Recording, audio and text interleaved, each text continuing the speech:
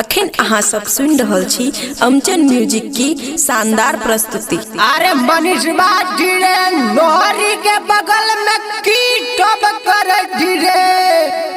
जो बड़ी खूज लगतिया की कहिया बाऊ आ हमर दिल पूरे खुशा खुल गेलै करो खाता थोड़िया डीजे विकास भेलैया बेटा के भेलैया बेटा 4 बजे सम में है मिलल खबर 4 बजे सम में मिलल खबर ससुरा में माल हमर बनल मदर कि भोज खाइ के अइलै नेता कि छोरिया के भेलैया बेटा कि खुल गेलै एकर खाता कि छोरिया के भेलैया बेटा 4 बजे सम में है मिलल खबर ससुरा में माल हमर बनल मदर कि भोज खाइ के अइलै नेता कि छोरिया के भेलैया बेटा कि खुल गेलै एकर खाता कि छोरिया के भेलैया बेटा खुशी रिकॉर्डिंग स्टूडियो बलुआहा। कि छोरिया के भेलैया बेटा डीजे विकास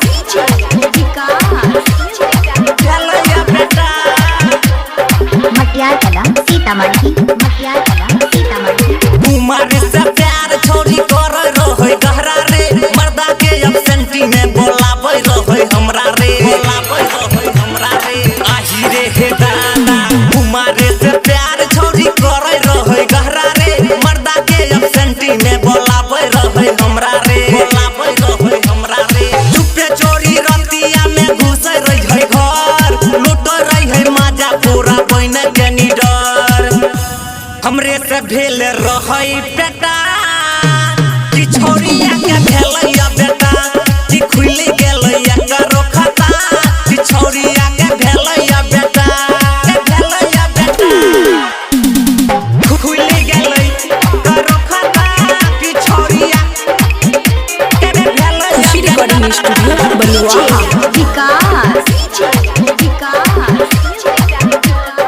भेलैया बेटा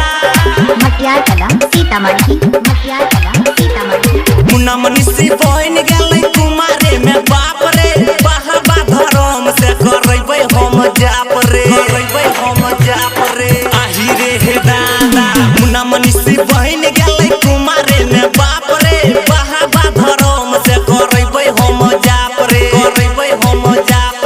लड्डू और कपड़ा के विकास देतै दाम सोनू सिंह सन्यासी रखबै छौरा बाके नाम बधाई देबै मिल के घेटा कि छोरिया के भेलैया बेटा कि खुल गेलै एकर खाता कि छोरिया के भेलैया बेटा। खुशी रिकॉर्डिंग स्टूडियो बलुआहा।